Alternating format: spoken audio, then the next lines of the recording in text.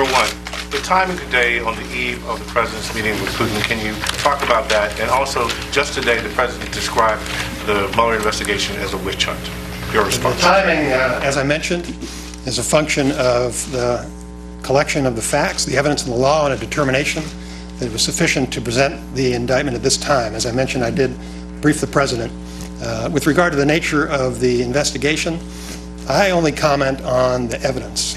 The evidence that is reflected in our indictments and in our charges represents a determination by prosecutors and agents, without regard to politics, that we believe the evidence is sufficient to justify the charges. Carrie? Yes, Deputy Attorney General, I know you've talked about the fact that, in your view, the evidence doesn't show any votes were changed as a result of this hacking. But you did say that a company used as a pass-through coordinated with these defendants to enhance the timing of the release and the impact on the election.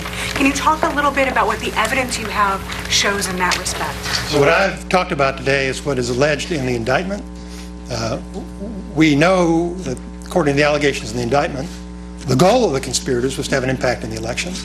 What impact they may have had, or what their motivation may have been independently of what's required to prove this offense, is a matter of speculation. That's not our responsibility. What I said is there's no allegation in the indictment about it, and that's not our charge.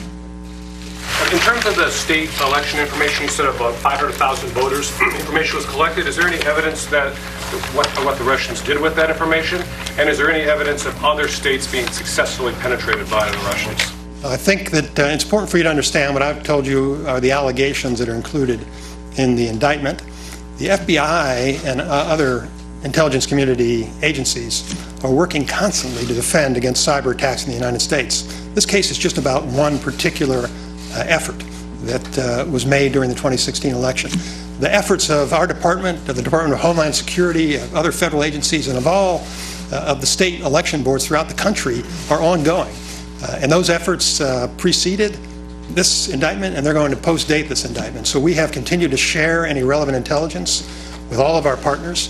It would take a longer time to talk about this, but there is a concerted and organized effort by the federal government to make sure that we do deter and prevent any sort of cyber attacks on our elections, and that we harden our election systems to prevent against any kind of intrusions. We'll take last question from Deputy Attorney General, you mentioned that you briefed President Trump on this earlier this week.